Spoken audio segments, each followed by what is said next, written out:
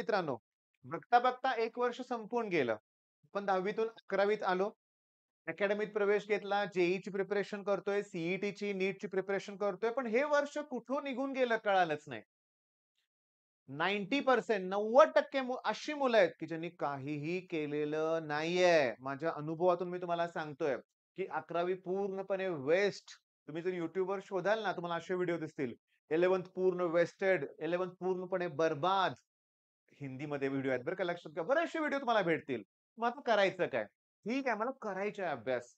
तुम्हाला करायचा आहे ना अभ्यास, हा शेवटपर्यंत व्हिडिओ बघा. मी मुलांच्या चुका कुठं होतात, 12वी सुद्धा मुलं चुकतात ना, ते मी तुम्हाला एक्सप्लेन करणार आहे. म्हणून तर टायटल असं ठेवलंय, की पुढच्या ठेच आणि मागचा शहाणा. जर मन लावून हा व्हिडिओ बघितला, समजून घेतल्या सगळ्या गोष्टी ना, तर तुमचे पॉइंट क्लिअर होणार आहेत बरं का. होतं काय बघा, मी तुम्हाला सांगतो. प्रॉब्लेम काय होतोय, की सध्या अजून पण निवांत चाललेलं आहे. अरे कॉलेजला आत्ता सुरुवात झाली. 12वीचे क्लासेस आत्ता जॉइन करतायत मुलं. माझ्याकडं गेल्या 15-20 दिवसात 20-30 नवीन मुलं आलेत 12th साठी, की ज्यांनी 11वीत काहीही केलं नाहीये. आणि त्यांचे बरेचसे मित्र अजून इकडं-तिकडं क्लासेस शोधतायतच. 11वीत नाही लावला क्लास, पण आता 12वीत लावायचाय, करायचंय, शोधतायत. हे सगळं कुठेपर्यंत चालतं माहितीये का? अरे 2-3 महिने जाऊ दे हो, पावसाळा सुरू होईल, मग काय फिरायचं इकडं-तिकडं. आमच्या साताऱ्यात पावसाळ्यात विचारूच नका. जबरदस्त डेस्टिनेशन्स आहेत. ओके. त्याच्यानंतर गणपतीचा सीझन येणार, विचारूच नका. पुन्हा नवरात्र आलं, पुन्हा दिवाळी. दिवाळीपर्यंत काहीही तणाव घेत नाहीत मुलं. निवांत. पण आता सांगतो चूक कुठं होते. इथं बघा मी काय लिहिलंय, जेईचा पहिला अटेम्प्ट. तिथं डोळे उघडतायत. मी तुम्हाला क्लिअरली सांगू का, की दिवाळी झाली ना, की मुलांना जाणीव व्हायला सुरुवात होते, की जेईचा पहिला अटेम्प्ट एवढ्या जवळ आलेला आहे. आता मी करू काय? का सांगू का? की जेईई नंतर थोड्याच दिवसात बोर्डची एक्झाम असते. थोड्याच दिवसात. बरं, त्याच्यानंतर सांगतो प्रॅक्टिकल्स आणि सबमिशनचा लोड त्यावेळेसच येतोय. म्हणजे मला जेईच्या पहिल्या अटेम्प्टची रिव्हिजन करायची आहे. मला बोर्डचं मी अकॅडमीवाल्यांना एन-सी-ई-आर-टी करत बसतात. बोर्डचं काहीही करत नाहीयेत. काही नाही. मी तुम्हाला क्लिअरली सांगू का, मग त्यावेळेस तणाव येतो. समजून घ्या, हे टाळायचं आहे आपल्याला. मी प्लॅन सांगणार आहे तुम्हाला काय करायचं ते. आता लगेच सांगणार आहे. बरं, ह्याच्यानंतर काय होतं माहितीये का, की जेईचा पहिला अटेम्प्ट नाही चांगला जात. अगदी सांगू का, सिंगल डिजिटमध्ये मुलांचे पर्सेंटाइल बघितलेत मी. चांगल्या मुलांचे.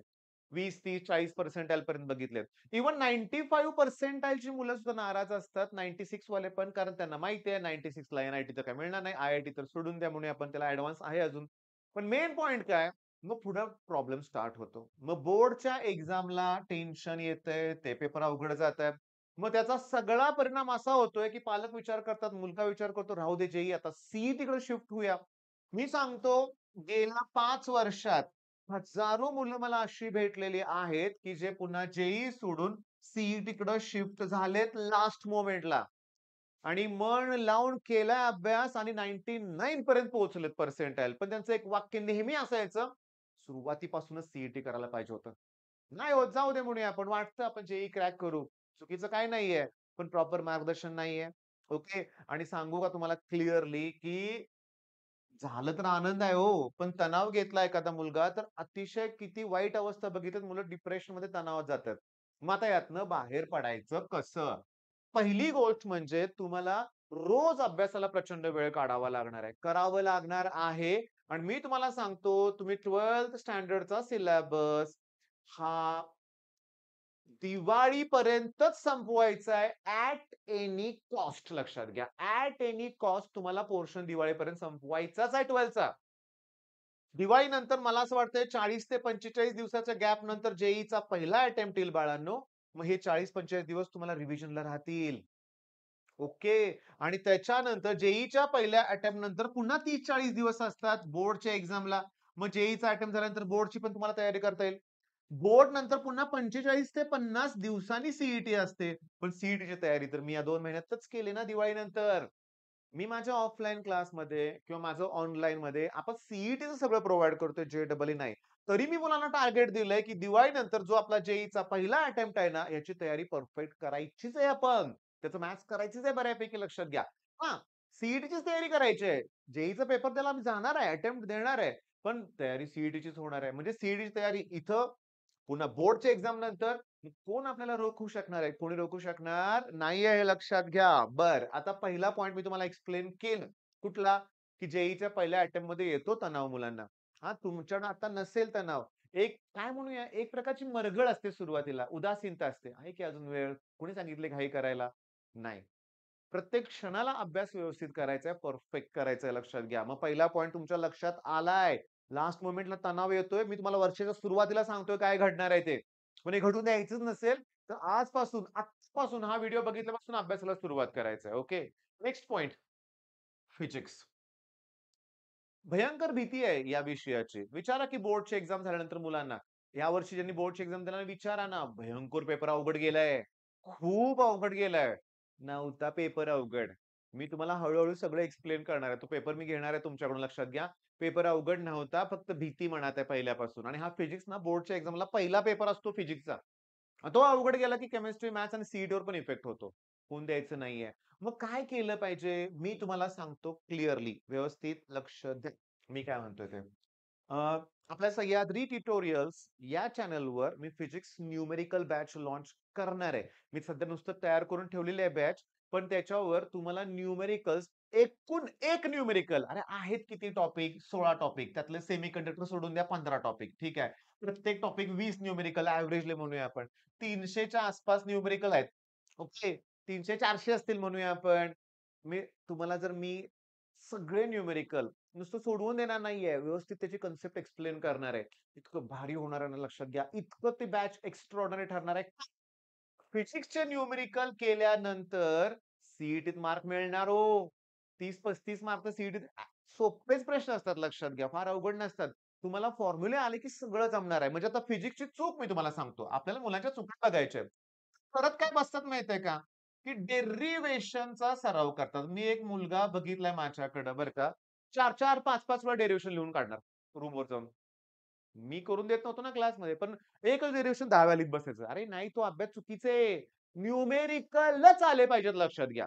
हां, मी तुम्हाला सांगतो डेफिनिशन, डिस्टिंग्विश, लॉ ओके आणि डायग्राम त्याचं वेटेज 70 पैकी जवळ-जवळ 30-35 मार्काला आहे फिजिक्समध्ये. पण न्यूमेरिकल नाही केलं तर सगळं फुस होतंय. सीईटीत कसे मार्क पाडणार आहे आपण? मग न्यूमेरिकल केलं पाहिजे. हे डेरिव्हेशन करत बसतात. हे चुकीचं आहे. भीती बाळगायचीच नाहीये. पण होतं काय बघा मी तुम्हाला सांगतो. रोटेशनल डायनॅमिक्स पहिलाच टॉपिक आहे 12वीचा. एक्सरसाइजमध्ये एक डंबेलचं गणित आहे. बिग डंबेल म्हटलंय त्यांनी. त्या डंबेलच्या मध्ये रॉड दिलाय, इकडे एक स्पिअर आहे, इकडे एक स्पिअर आहे. ओके. बिग डंबेल आहे. पण गंमत सांगू का? त्याचा मास 25च ग्रॅम दिले या स्पिअरचं आणि या स्पिअरचं पण 25 ग्रॅम दिलंय. ओके. सोडवल्यावर answer 24,000 okay gram centimetre square येते. मोमेंट ऑफ इनर्शिया विचारले ना त्यांनी. ओके.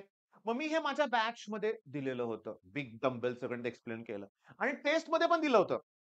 आता झालं काय बघा, तुमच्याकडे पुस्तक असेल तर उघडून बघा, की फिजिक्सच्या जुन्या पुस्तकामध्ये 25 ग्रॅम आहे, आन्सर करेक्ट आहे.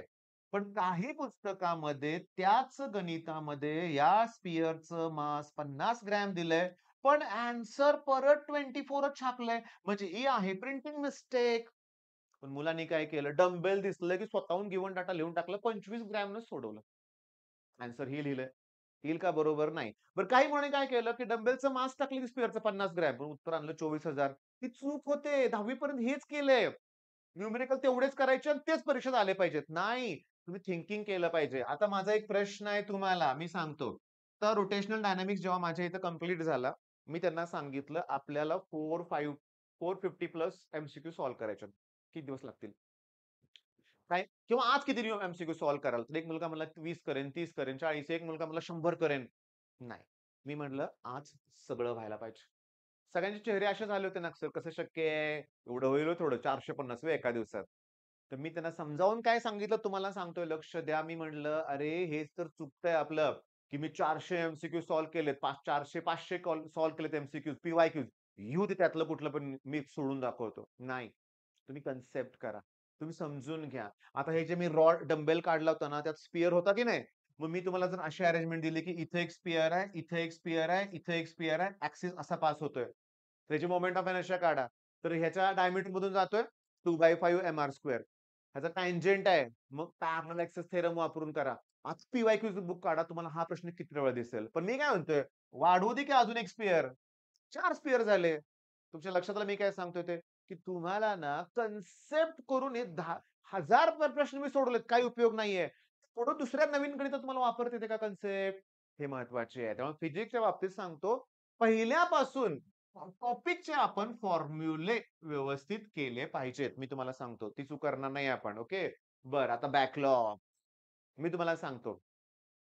जेईच्या तयारी करणाऱ्या 100% मुलांकडे पी-डब्ल्यूचा कोर्स असतोच बरं का लक्षात घ्या. असतोच. बेस्टच आहे. फॅकल्टीज पण बेस्ट आहेत. मग बॅकलॉग का क्रिएट होतोय? मी बघितलंय. माझ्याकडे सुद्धा कोर्स घेणाऱ्या मुलांकडे हा कोर्स आहे, होता आणि घेतात सुद्धा मुलं. नाही जेईईसाठी घेऊन बघूया ना. किंमत कमी आहे हो. 3-4 हजारात मिळतोय ना कोर्स. बरोबर आहे. पण केला जात नाहीये. रोज 4-5 तास बघितलं जात नाहीये. बॅकलॉग क्रिएट होतोय. मला हा बॅकलॉग नको आहे. मी तुम्हाला सांगतो आता सगळ्यात बेस्ट उपाय सांगतो. सगळ्यात महत्वाचं बॅकलॉग टाळायचा अतिशय महत्वाचा उपाय आहे कॉन्सन्ट्रेशन. लेक्चरला कॉन्सन्ट्रेशन पाहिजे. हो, ॲट एनी कॉस्ट. आपण तिथं टंगळमळ करतो, चुका करतो, इकडे-तिकडे लक्ष घालवतो म्हणजे टाईमपास दंगा करतात काही मुलं. मग तिथं ना काय शिकवलं काय माहीत? मग पुन्हा आणखीन घरी जाऊन बघा, हे करा, हा वेळ जातोय. व्हिडिओ लेक्चरमध्ये सुद्धा कॉन्सन्ट्रेशन नसेल तर वाया जातोय सगळा वेळ लक्षात घ्या. पण ऑनलाईनचा एक प्लस पॉइंट आहे. तुम्ही ते रिव्हर्स फॉरवर्ड करू शकताय लक्षात घ्या. ऑफलाईनला काय करणार? बरं कॉन्सन्ट्रेशन ठेवलं, की 80% पार्ट तिथंच तुमचा क्लिअर व्हायला पाहिजे कन्सेप्टचा. आता उरलेलं 20% त्याच दिवशी फिनिश करायचं at any cost. At any cost हे त्या दिवशीच व्हायला पाहिजे, हे लक्षात घ्या. म्हणजे बॅकलॉग नको आहेत वर्षाच्या सुरुवातीपासून. दिवाळीपर्यंत संपवायचंय सगळं. बरं, आता फुल लेंथ टेस्ट. मी तुम्हाला सांगतो. माझ्याकडे एक स्टुडंट होता. आता ही 2-3 वर्षापूर्वीची गोष्ट आहे. ते माझ्याकडं सी झाल्यानंतर रिझल्ट नंतर ॲडमिशनला आले होते. बघा, मी त्यांना विचारलं, "किती पर्सेंटाइल आहेत?" तर सिंगल डिजिटमध्ये पर्सेंटाइल होते. ओके, खूप कमी मार्क होते. मग मी त्यांना म्हटलं, "अरे, तुम्ही माझा कोर्स का नाही घेतला मग? क्रॅश कोर्स होता की आपल्याकडे सी-ई-टीचा?" आईने एका सेकंदात सांगितलं, की "घेतला होता की सर तुमचा कोर्स." इतकं वाईट वाटलं ना, की कोर्स घेतलाय आपला, तरी एवढं कमी पर्सेंटाइल. सिंगल डिजिटमध्ये. मी जेव्हा त्याचं बघितला परफॉर्मन्स कोर्समध्ये, एकही फुल लेंथ जाऊ दे, एकही मॉक टेस्ट दिली नव्हती. आई पण तेच म्हणली, "सर घेतला, 1-2 दिवस व्हिडिओ बघितले, पुन्हा काहीच केलं नाही." हा ऑनलाईनचा मोठा तोटा आहे लक्षात घ्या. सगळं ग्रेट कंटेंट तुम्हाला मिळतोय. मी एकटा नाहीये. भरपूर YouTubeवर टीम आहे लक्षात घ्या, की जे तुम्हाला कोर्सेस वर्षभर प्रोव्हाईड करतायत. किती कमी फीमध्ये. पण कमी फी आहे म्हणून 4-5 कोर्स घ्यायची पण काही गरज नाहीये. व्हायला पाहिजे तुमच्याकडून आणि सांगतो, टेस्ट दिल्याशिवाय रिझल्ट लागणार नाही हे आत्ता डोक्यात ठेवा. मग ऑफलाईन असू दे, ऑनलाईन असू दे. टेस्ट म्हटलं की तुमचं टार्गेट सगळं चेंज व्हायला पाहिजे. प्रायोरिटी सगळ्या बदलल्या पाहिजेत. पहिलं प्रायोरिटी टेस्टसाठी. हां, ॲट एनी कॉस्ट तुम्हाला टेस्ट द्यायचे आहेत. मग ही मोठी चूक आहे. टेस्ट दिल्या जात नाहीयेत. पण मी सिन्सिअर मुलं बघितलेत, सगळ्या टेस्ट देतायत. माझ्याकडे एक स्टुडंट होता. गेल्या वर्षीचीच गोष्ट आहे तुम्हाला मी सांगतो. इतके छोटे-छोटे डाउट्स विचारायचा ना, की असं वाटायचं, "अरे काय विचारतोय? ह्याला येतं की एवढं सोपं येत नाही त्याला?" मग तुम्हाला सांगू का, जेव्हा रिझल्ट नंतर तेव्हा 97 पर्सेंटाइल दिसले ना, तेव्हा सगळ्याबरोबर मला पण धक्का बसला होता. पण नाही, तुम्हाला ससा आणि कासव माहिती आहे ना, सेम तसंच. असू दे कमी स्पीड, वेळ लागू दे, पण आपण हार मानायची नाही. करत राहायचंय अभ्यास. बरं हे करत असताना मी तुम्हाला सांगतो, हा विषय याच्याबद्दल थोडंसं बोलायचं राहिलंय केमिस्ट्री, याच्याबद्दल थोडंसं बोलायचं राहिलंय मॅथ्स. ह्याच्याबद्दल आपण नेक्स्ट पार्टमध्ये नक्की बोलूया बरं का. मला कमेंटमध्ये हवंय तुमच्याकडून तुम्हाला काय-काय हवंय ते. काय करायचं, काय प्लॅन वगैरे सगळ्या गोष्टी आपण डिस्कस करूया. मग पहिला मी काय सांगितलं, मुलांच्या चुका तुम्हाला मी सांगितल्यात या व्हिडिओमध्ये. स्टडी प्लॅन तर आपल्याला बनवायचा आहे. तो बनवूया आपण बरं का. आणि त्यानुसार मी काय म्हणतो ऐका. आता बनवून टाकूया लक्षात घ्या. तर पहिली गोष्ट म्हणजे स्वतःहून बघा, दिवाळी यावर्षी कधी आहे आणि किती दिवस आपल्याला मिळतायत. बरं. या दिवसात आपल्याला 50 एक टॉपिक संपवायचे आहेत. प्लस 24 टॉपिक हे 11चे पण करायचे आहेत. करायचे आहेत. मग माझ्याकडे दिवस किती आहेत आणि मला कसं अभ्यास करावा लागेल याचा प्लॅन मग तुम्ही तयार करायचा. मग रोज कुठल्या सब्जेक्टला किती वेळ द्यायचा आहे. मग तुमच्या एक लक्षात येईल. बाकीच्या कुठल्याच ॲक्टिव्हिटीसाठी वेळ राहणार नाही. मग इथं बर्थडे सेलिब्रेशन, लग्नाला जायचंय, गावाला जायचंय, यात्रा आहे 3 दिवस. फार अवघड होईल ते. फार अवघड होईल. तेव्हा आपल्याला काय करायचंय, त्याग करावा लागणार आहे यावर्षी. ओके. मी तुम्हाला सांगतो, मी कितीतरी मुलं बघितले, दरवर्षी बघतोय. दिवाळीत एक दिवसही सुट्टी घेत नाहीत. आता दिवाळीत मी घरीच असतोय. ओके, क्लास मी जिथं राहतो तिथंच क्लास आहे. येतात मुलं. अगदी दिवाळीच्या पहिल्या दिवशीचं सेलिब्रेशन करून मुलं दिवसभर अभ्यासाला येतात. डेडिकेटेड मुलं असतात. तुम्ही म्हणाल, "काय लाईफ आहे की नाही, आराम नको आहे." अरे आराम आहे ना. 24 तास तुम्हाला कोण अभ्यास करायला सांगतंय? पण बाकीच्या गोष्टींना जसा वेळ देतात, तसा अभ्यासाला देतात का वेळ मुलं? नाही देत. मग हा बदल आपल्याला करणं गरजेचं आहे, हे लक्षात घ्या. ओके. म्हणजे पहिली गोष्ट म्हणजे स्टडी प्लॅनमध्ये टाईम टेबल पहिला तयार करा. ओके. कुठल्या विषयाला किती धडे काय संपवायचं मी तुम्हाला सांगतो, की आपल्याला 6 महिन्यात असा विचार करूया. ओके. म्हणजे बघा ना, मे, जून, जुलै, ऑगस्ट, सप्टेंबर, ऑक्टोबर, नोव्हेंबर म्हणूया आपण. ठीक आहे. नोव्हेंबरपर्यंत पकडू आपण 7 महिने. 7 कशाला? 6च महिने पकडूया. आणि या 6 महिन्यात जर आपल्याला 51 टॉपिक किंवा 48 टॉपिक घ्यायचे असतील, ओके. तर दर महिन्याला 8-8 टॉपिक तरी एव्हरेजली 8-9, 8-9 टॉपिक करावे लागतील.